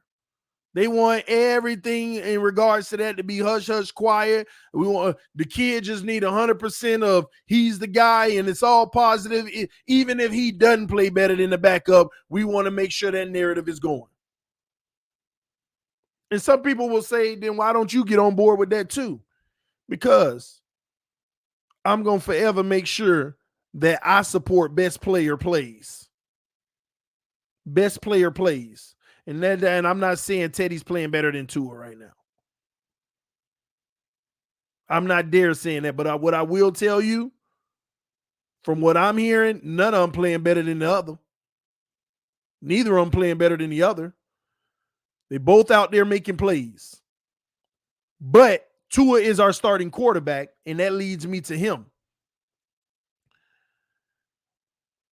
It's promising what I'm hearing. Because the last 2 years, I know what I was hearing. I was hearing a complete contradiction to what the beat writers were reporting. That's why I told y'all I went to camp. Anybody that's been on this channel long enough, y'all know that's the truth. I told y'all I'm going to camp because what I'm hearing is different from what they're reporting. And when I went to camp, I saw where they weren't reporting a lot of things accurately.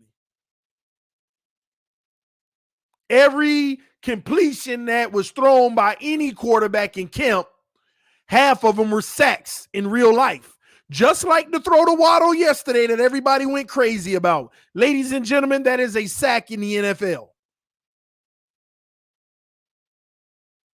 Good job by a quarterback delivering a dime if we can give him the time, right? But it's a sack in the NFL, and that made me wonder about our O-line. But then when I was like, that's Larnell Coleman, he ain't going to be the starter anyway. We should be straight because Armstead must be ain't out there. So I kind of came off of worrying too much. But we don't get a fair analysis of what people are truly, truly seeing. And they hide behind that by saying it's only OTAs. I'm not going to be big on what I'm seeing in the negative. No, report it what it is. If something ain't looking right now, I know it's OTAs, but tell us it ain't looking right. Don't say, well, wait till the pads come on and then we'll say it ain't looking good if it's a real issue. Because it's easy, because we easily out here saying it's looking good and the pads not on. But this is the first year that I am personally hearing that they can see a tangible difference. Tangible. And when tangible, something you can put your hands on. It ain't in the, multiverse where it's an illusion. It's something you can actually put your hand on. Tangible improvements from Tua Tagovailoa. And I know it's early. It's just OTAs. TD, chill. It's just early. Ain't even got pads on. But without pads on in the past, somebody said intangible. You're using the wrong word wrong. I'm actually using the word tangible. I know what intangible means. All right. And intangible is in of tangible, the subcategories of something tangible. All right. Just FYI. Tangible. They are seeing tangible things out of Tua. And I believe who's telling me this, because they told me in the past what they didn't see. People hated that I reported it, but I got to report what is being told to me that they are seeing. And I know y'all don't want me sounding like Flo and everybody else. He truly is commanding the offense is what I'm hearing. I'm also hearing that Tua's making a lot more, and a lot of this ain't just zone coverage, that he's making a lot of impressive throws in short and intermediate. That's what I'm talking about, not the deep ball. That's still to be seen.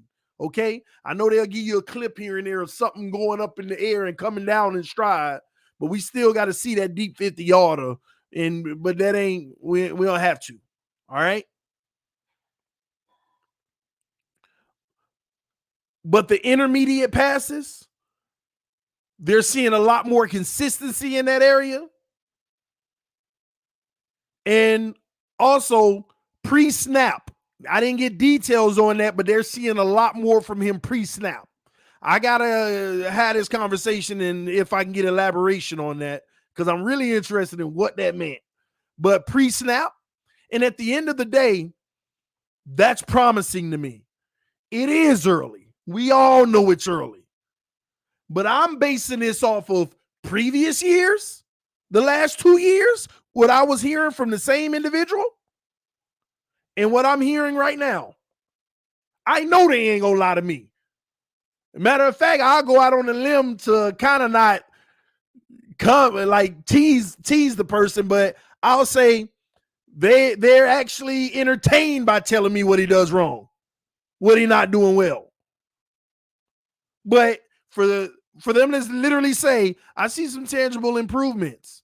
I actually see some things that are, I mean, hey, this might be, and I ain't talk about just because you got Tyreek, just because you got weapons, but just in his game. I don't know if that's going to hold up. Who knows? Tomorrow he could tell me the total opposite. Tomorrow he could tell me the total opposite. This is the same guy that told me after I left training camp, the very next day they were in man coverage and he looked horrible. Same guy that told me that. But it's good to hear that it's in the positive direction because, man, imagine him actually being great. And man, who can touch us if this kid is great? Who can touch us? The real position that we have of question, who could touch us if he is great? And hopefully I keep getting these updates, depend on his schedule, but hopefully I keep getting these updates and it's positive. I'm with it. I'm with it. I'm going to tell y'all now, man, it gives me great hope in this season because I keep telling y'all this season relies on him. But I also know I ain't going to get bent out of shape because it is early. Then I saw something about Omar Kelly, if I'm not mistaken. I don't know where that one went, but I saw it that he sees improvement into his arm strength.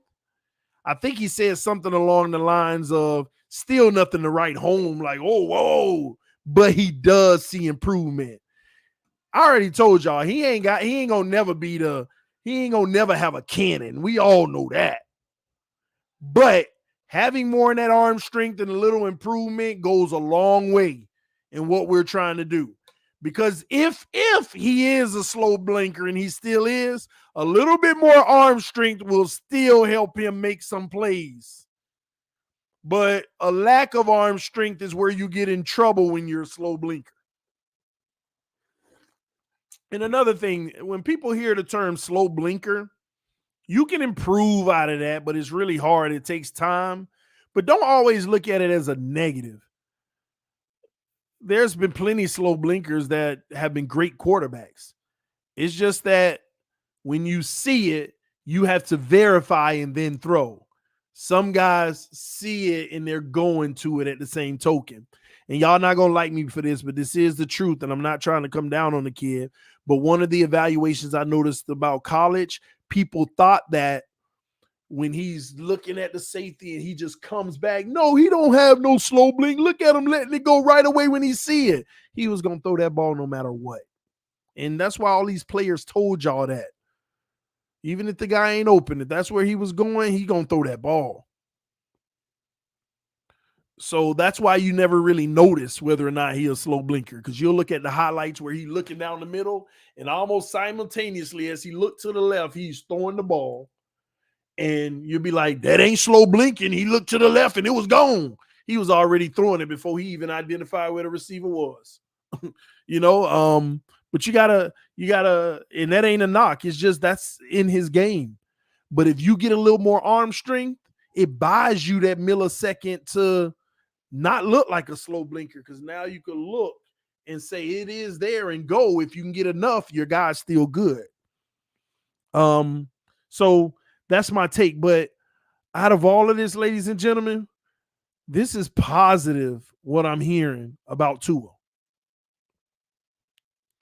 And I also heard, everything wasn't peaches and cream, but it ain't no different from any quarterback. Some of the things that he may have not been on point on today was no different from if I was sitting there watching Herbert in practice. I'm sure it's typical, just missed or blah, blah, blah. Them things that ain't nothing to even write home to. So at the end of the day, man, this is promising. That's all I'm going to say in that regard. This is promising. This is promising, man. And with that being said, this is a positive day for Fins Nation. And don't get me wrong, I know a lot of people ain't gonna like this, like me saying these things, and they're gonna come in the comment section. TD is early though, bro. Yeah, but y'all know me over here. I report it as it is. If it changes tomorrow, oh gosh, he looked like threw 4 picks today. I don't think this year you're gonna hear any of that. I don't think you're gonna hear any of that this year, ladies and gentlemen. I think if he threw 4 picks today, you wouldn't have known. Because even who I'm talking to can't see every play. They got to do their job. So I don't think they're going to be reporting many of the, things that they don't like. I didn't hear a single bad report today. Everything was positive. Everything. Nobody talked about who got beat on the line by Jalen Phillips twice today. Nobody talked who gave up the assignment on the stuffed run with Jalen Phillips. Nobody talked about that those out routes to Preston and all those big games to Tyreek who was beat on the play. And I got to be honest with y'all. That's the way technically it's supposed to be. You're supposed to have your media in check.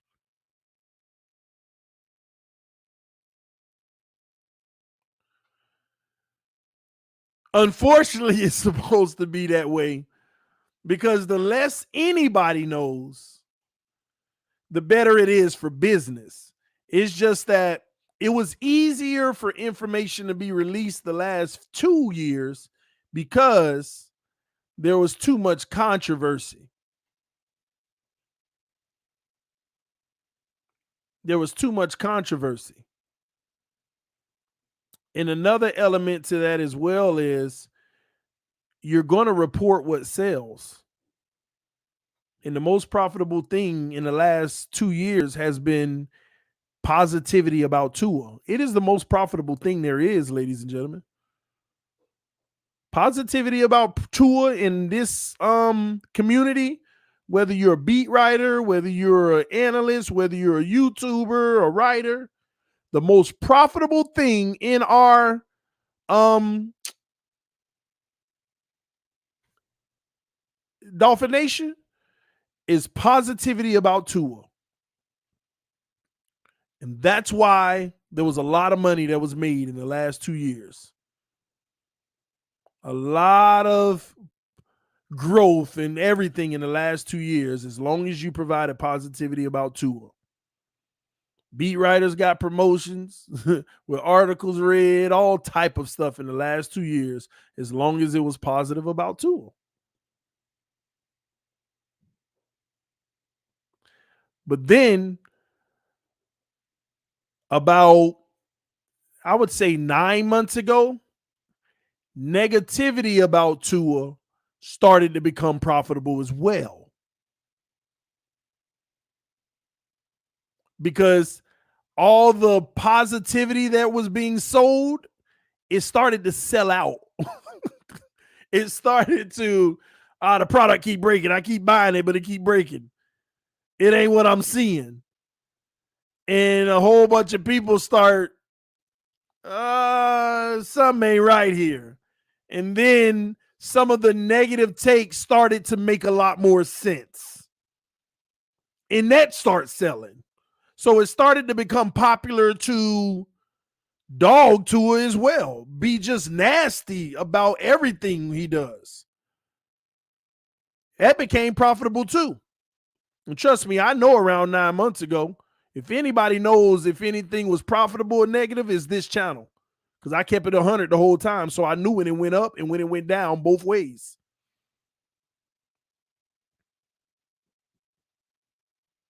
I knew. And it became very profitable. And then it became profitable to be on either side. Once Mike McDaniel was hired, because a lot of people had officially chose their side. Like as soon as Mike McDaniel was hired, there was no more people on the fence. It's a small number of people on the fence. You either for him or you're not. And then all the Dolphin fans in the middle, they're not in the war anyway.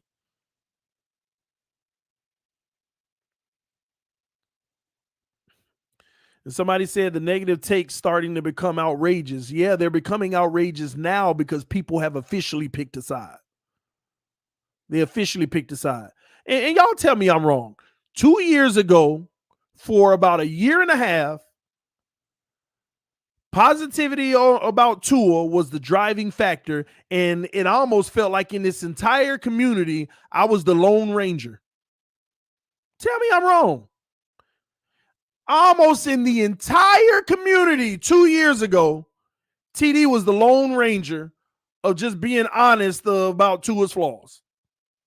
Who else was out here talking about his flaws of when he was in camp? Who? Nobody. About a year and a half later, some people joined the party. And even the people who were on the other side, they started trying to be a little bit more neutral then. Well, I'm not saying that he doesn't have flaws and he doesn't have a lot that he needs to work on. I'm just saying let's wait and see. You know, it went from Tua's a great quarterback and he don't have those issues. I don't know why people feel that way. Just pantering and pantering and pantering. And now those are the same people walking around here. Well, yeah, he definitely has to. If he doesn't prove it this year, I'm out, because, he has his flaws. He's weak at this, but, we just got to give him a chance. And now it's neutral. Now it's neutral. Now it's neutral. This whole thing has been a game, and I ain't want to be a part of it, but I had to argue my position the entire time of facts, just non-emotion based. I ain't got nothing against that kid. I have no benefit of having anything against that kid. Matter of fact, it would have been more beneficial to be just riding with him and telling y'all he's the greatest thing since sliced bread. I just kept telling the truth of what I saw, what I believed, what the film told me. And I became hated to a degree. Don't get me wrong. I really became hated. I really became hated. Because people would write me on Instagram, I know the kid ain't perfect and he has his flaws and he ain't been great, but just give him the benefit of the doubt, bro. You should see how many messages I get in Instagram on that, about that. I know people admitting, and I'll be like, yeah, but I mean, what does that look like? You want me to lie and tell people it's all great? Well, I'm not asking you to lie. Just like lay off some. Oh, so just withhold the things that he struggles with. Well, I mean, and it's even a conflict for them to say it out of their mouth, but that's what I would be doing. I get it, bro. Do you, but, it's just hard to hear. I supported you so long, bro, but I just can't listen anymore. It's just, it's just not positive enough for me. And I would sometimes talk to those people. Well, and I would tell them this person has a great channel. That person has a great channel. You might love what they have to offer. Go over there, subscribe. I wish you the best. But I would also, and they would respect that, and I would respect them too. But we'll have a conversation. I would like, what is it that's negative I'm saying? Because I want to be better at what I'm doing.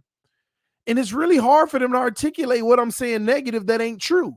Because anything they name, I ask them, is it true? Well, it is, but it's just how you do it. How should I do it? But with giving the message. Well, maybe just don't say it as much. So when people come on the show and they disagree with it, even though what I'm saying is true, just say, all right, they're right, y'all. Disregard what I say. Man, I understand, man. It's tough. I even had some people say, all right, man, I'm not going to unsubscribe, but man, just try to give them, just be optimistic sometimes about them, even if you don't believe it. This is what people literally have said to me.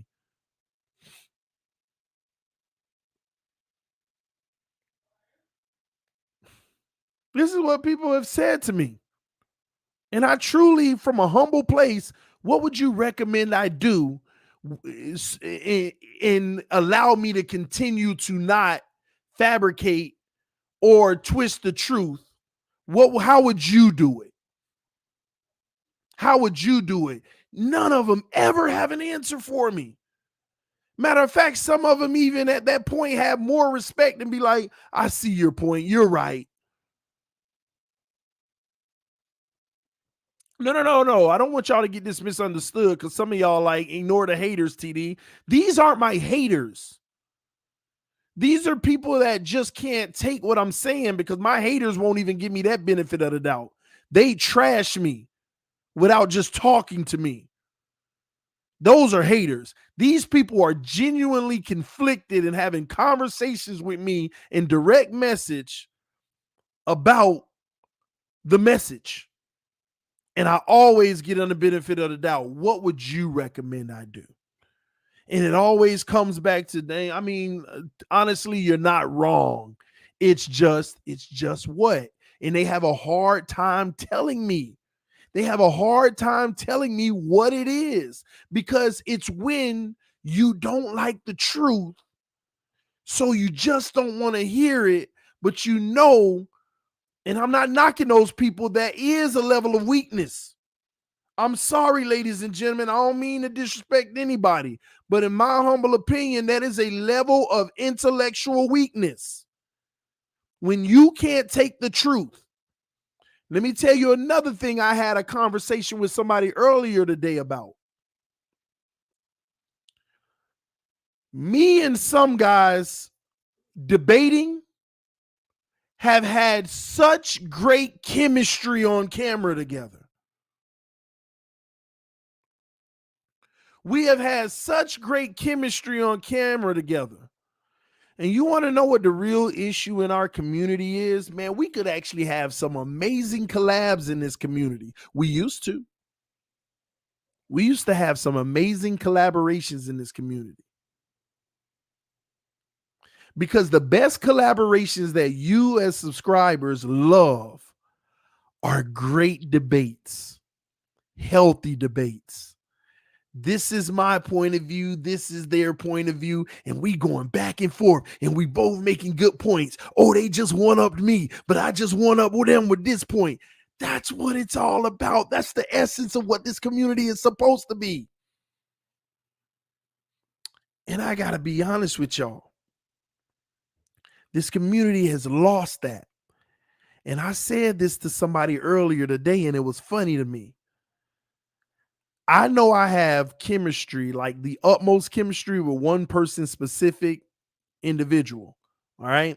We ain't gonna get into who it is because then other people get in their feelings. I know I got perfect chemistry with a specific person in this community, right? And the reason why is, let me see, what was the term I used earlier? The reason why we have the perfect community. Continuity and I know some of y'all gonna start naming people, but I'm not gonna answer y'all because other people may get in their feelings. But we have perfect chemistry, and here's why.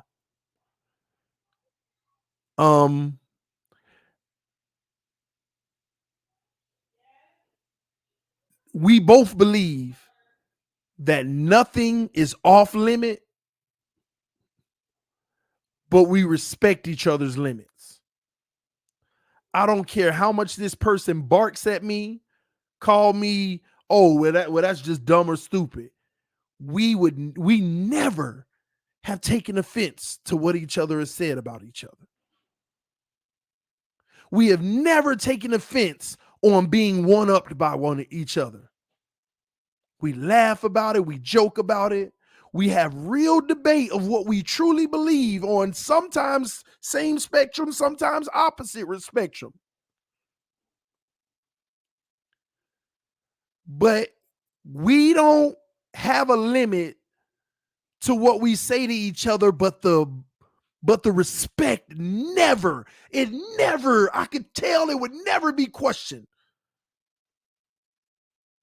They could cross the line and I probably wouldn't take offense, and vice versa, I believe. They could cross the line on something and I wouldn't take offense. And I could do the same and they wouldn't either. And I truly believe that. That's why we always have the best debates and everybody loves it.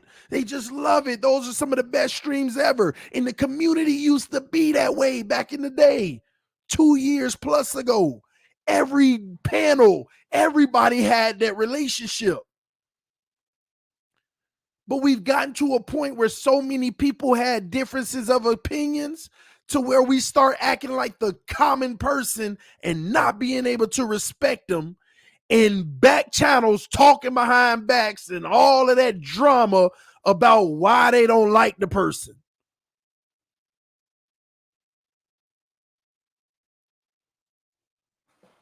That's what sucks to me about what's been going on when this whole Tua era came in. Tua was a potential to have some of the best debates, so that at the end of the day,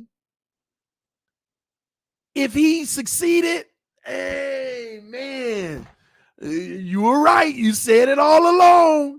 And it could be a fun thing. And even if he didn't succeed, the other person, man, you were right. You said it all along. Now we on to the next debate, to where it ain't that big of a deal.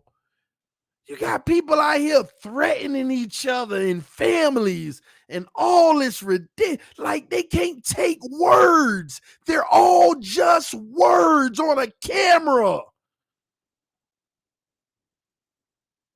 They're all just freaking words on a camera. People around here behind each other backs. If I see this person in person, and how in the heck did it get that far? Why would it get that far? I hate him because he talked about Tua. You hate another man on behalf of another man? Let that resonate. You hate another man on behalf of another man? Where they do that at?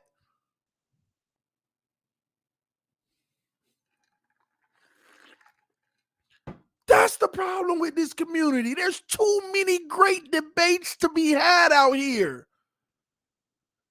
But you can't have them with people that get in their feelings and try to snake you all over the community behind your back just because it's your opinion.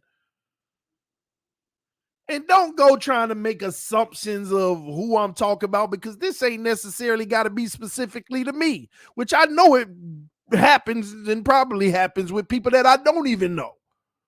This ain't just about me, because people talk to me about other people and I just be like, listen, y'all two grown women or men or whatever, that's y'all business. At the end of the day, what business we got? Other than that, don't text me, don't DM me, don't hit me up. I ain't got time for that.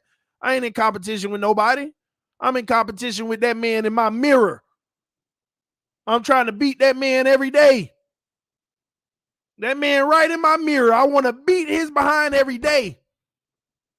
Do better than him every day. That's the only person I'm in competition with. Every time drama comes up, I'm going to hold my own, but I ain't in it really. Y'all think I'll be in it. If I go back and forth with somebody or do this and that, I ain't really in it. I'm just responding. I'm responding. People got families and kids. Ain't anybody entertaining this low-level drama. Hating a man over another man.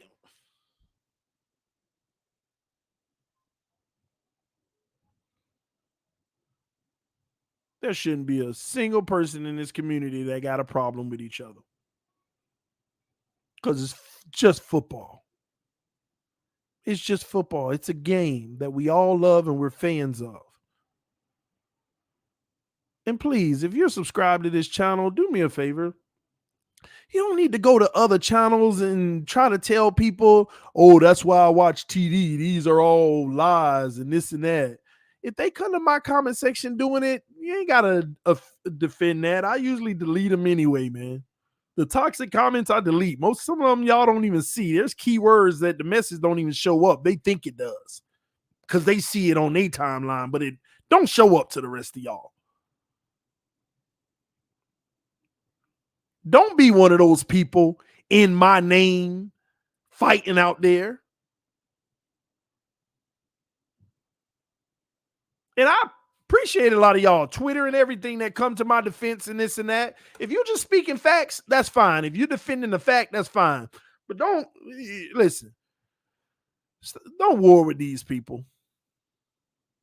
Don't war with these people. Just think about the life that they live to where they have the time to be able to do that, to care that much. TD, they try to police our Dolphins community and bully whoever has a different opinion. But that's why I'm trying to tell y'all, I understand there's a cult that's trying to bully people in our community. But whenever I respond to that cult, I'm not in a dispute with them. I'm just responding and moving on. Do you know how many times people say, oh, bro, they dragging you on Twitter? How you getting drugged when you don't even know? Somebody say something, I drop a comment. I walk away, go have dinner with my family, go shoot an OnlyFans, all that stuff, and go about life laughing, joking. I lay in bed at night. I'm about to go to sleep. Let me scroll for 10 minutes to see if I can fall asleep. Oh, somebody, and then I'll check it. Oh, look at him. Oh, a hater. Oh, I got under their skin. Let me respond. Let me see if I can wake up to 30 tweets of responses of my haters. And I'm sleeping like a baby. And when I wake up, I got 30 responses from haters. But while my eyes was closed resting, they were responding to me. While my feet laid up, they responding to me. Bro, you cool? Oh, I'm just checking on you. They drag you on Twitter. Oh, they is? Oh, crap. Let me go to Twitter. Yep. Just added another 28 followers on Twitter. Keep dragging. You only get drugged if you care. That's why I try to tell y'all, stop worrying about these people on social media, man. They only have power over you if you care. If you care. We talk about a fictional place, Twitter, a fictional room that ain't real. Bunch of people that can say whatever they want to say at any point. Come on, man.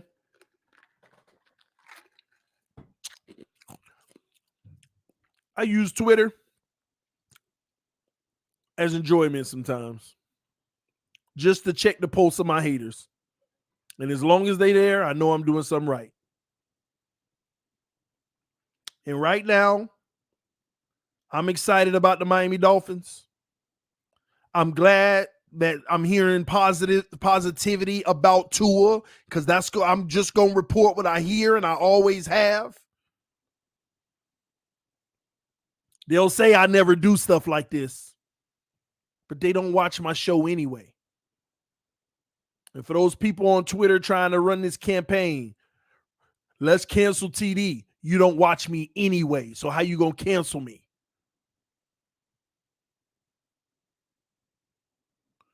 So at the end of the day, all they do is let people say, who is TD? They go find me, then they subscribe. Y'all hit that like button, by the way. Let's get 400 likes. We had 512 people in here earlier. All right. So we're in a good place right now. This offseason is starting out positively. There keep on being these rumblings that they're not done making moves, but we'll see. And at the end of the day, man, I'm happy with what I heard today about our team and Tua specifically. Also, man, I would encourage everybody to encourage healthiness in our community. I can't say positivity in our community, because the truth is everything ain't going to be positive, because that's a community of delusion. That's a community of delusion. When Forrester was snorting coke, sniffing coke, it had to be reported. It wasn't positive. That was a negative for us, but it had to be reported, right? So we got to stop this. We need to be more positive in the community. No, we need to be more healthy in the community. Have a proper balance, a good diet. Not all this Tua worshiping, not all this Tua hate. It needs to be a fair balance. But we also, as viewers, need to recognize the only thing in this world is balance. There's only one thing that has balance in this world. That's truth.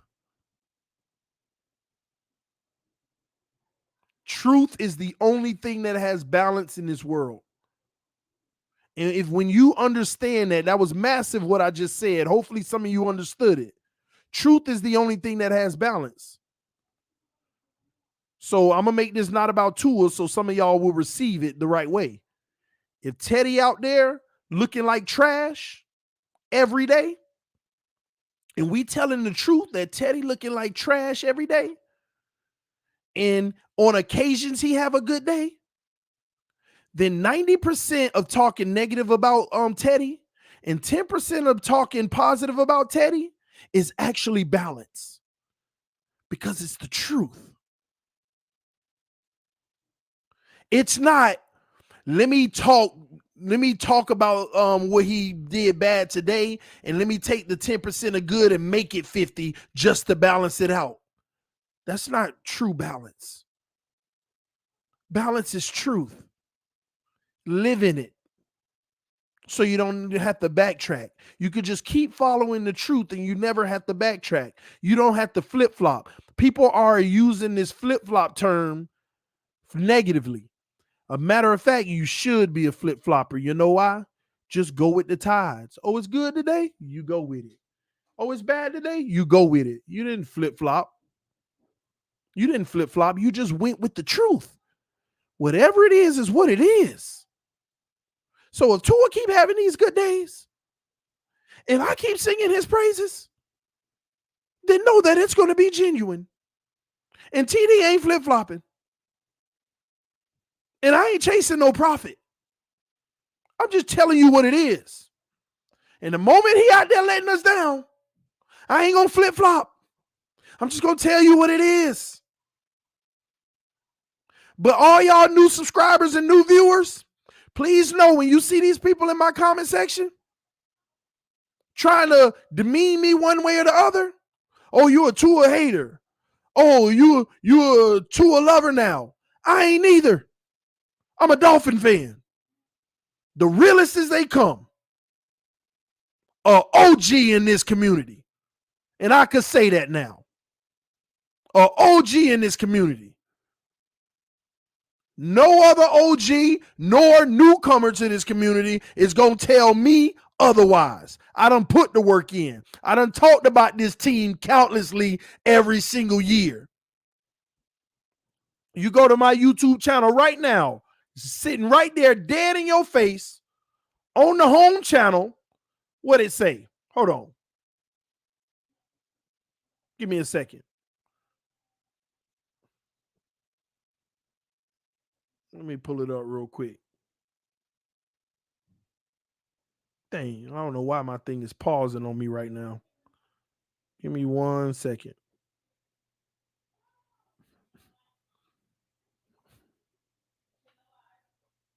Give me a second. Hold on. Over 5 million views on this channel. And go check how many videos I've released. Go check how many videos I put out on this channel. And if you know anything about TDPHINSTALK, I ain't dropping 10-minute hitters. I ain't dropping 15-minute hitters. I ain't dropping 30-minute hitters. We talk about hours per video. We 2 hours in on this one. We talk about 2, 3, 4, 5 hour videos. We talk about streaming 11 hours straight on the day that we had the longest game in history. 1,400 freaking videos. 1,400 videos. I've been doing this 4 years. Do you know what that means? I basically dropped a video every day for 4 years. The equivalence. A video every day. I do this. I put in the work. I know everything there is to know about this team. Everything there is to know about this team, man. And I ain't finna sit here and let no newcomers or nobody else sit here and hate and try to make it seem like, right, this narrative, I'm biased and this and that, just because I had a take from day one that still holds up to be true unless somebody proves otherwise, that I'm all of a sudden a hater and don't belong in the community. Who are you? Newcomer or failed veteran? I mean, however you want to slice it. Because anybody showing any level of greater success than me in this arena ain't coming at me. And they the OGs.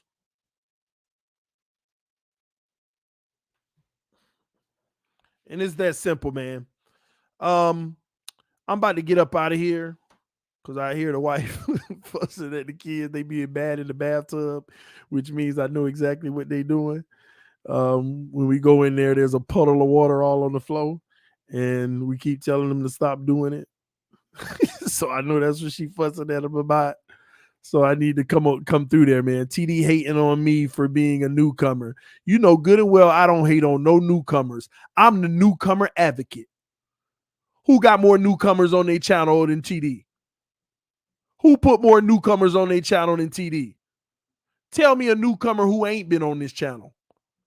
And if you do name me one, that's just because I don't know who they are. Because every new person in this community, if I seen them, oh, you do Dolphin stuff, I reach out. Man, I'm glad you do Dolphin content. Hit me up, bro. Let's collab. Maybe do it on my channel. That way people will know who you are. And if you have a great message, they'll come over. Because the name of the game in this is pretty much people just knowing you exist. So I'm here for you if you need me. Every newcomer. I don't care if the first time I listen to their channel and they'll be saying stuff like, oh, Tua is the second coming of this and that. Oh, all these other people hating on him. Oh, I'm glad you do Dolphin content. Hit me up if you want to collab. I'm here. People need to know about you. So nobody can come at TD ever. Ever. Matter of fact, those people I grab to more because I say, man, it's about opposing views. It's about disagreements. It's debate. Nobody want to hear Stephen A up there agreeing with everybody all day, Skip and Shannon agreeing all day. I love opposing views because I want to hear every view and psychologically evaluate them to see what's real and what's not. Several times I hear people views that's different from mine, and they make a good point. Let me look into that. Let me keep my eye on that. Very seldomly, and that ain't me being cocky, but there's occasions where I'm like, man, that new perspective is accurate. Here's my new take, and I'm live talking about it. I used to think this, y'all, but now I think this because here's why. Man, I'm the fairest person there is in this community. And that's why I know I'm hated on. That's why I know they hate. TD, you need to stop on the fence, though. You need to just stick with, no, baby, that ain't how it work. That ain't how it work. Anyway, man, let me go help the wife. I love y'all. Appreciate y'all. Everybody subscribe to this channel. Thank you. I'm grateful for your support because you make me strong. I could talk all this big stuff all I want to my haters, but y'all the ones that give me the backbone behind it. Because I get to reach back and say, hey, you can hate on me all you want. Before I started this stream, I had 20,270 subscribers. But guess what? 2 hours and 12 minutes later, I have 43 additional subscribers on this stream alone. Right now, I'm looking at it. 43 additional subscribers on this stream alone. So y'all give me the backbone. Y'all the ones back me up. Y'all the reason I can't get canceled. Y'all are the reason. And I'm going to keep on moving forward with great confidence because every single one of y'all are the ones that give it to me. And that goes for my haters who subscribe too, because you pushing the train with me. And thank you. Thank you. I appreciate it. Love y'all. I will see y'all later. I may make a guest appearance tonight on Miami Sports Music during the Heat game. So that should be very interesting. But we'll see. Salute to everybody. Stay blessed, y'all. I'm praying for y'all every night. And if you're not a religious person, I'm praying for you every night. It don't matter. Know that somebody loves you enough to care about you for a higher power to intercede in your life. Nothing but blessings, even if you don't believe in religion. It doesn't matter to me. Just know that my heart cares for every single one of y'all, even y'all who fight me. Yeah, I'm going to call you out because that's the human in us. But I love y'all. Truth, real talk. Genuine, real talk, real talk, love. I love every single one of y'all. People who wish the worst on me, I love you. I love you. I do. We gonna battle it out. We gonna argue. I'm gonna talk right back to you. But I love you. I love you. I love you. I will see y'all later, man. Y'all stay blessed. Keep your head up no matter what. Fins up. Let other people know about the channel. Let's keep growing, y'all. 20,200. Let's get to 21K. Peace. I am out. Let's go, Tua. Tua time. Positive day. He deserves it. Cheer Tua on, baby. Let's go.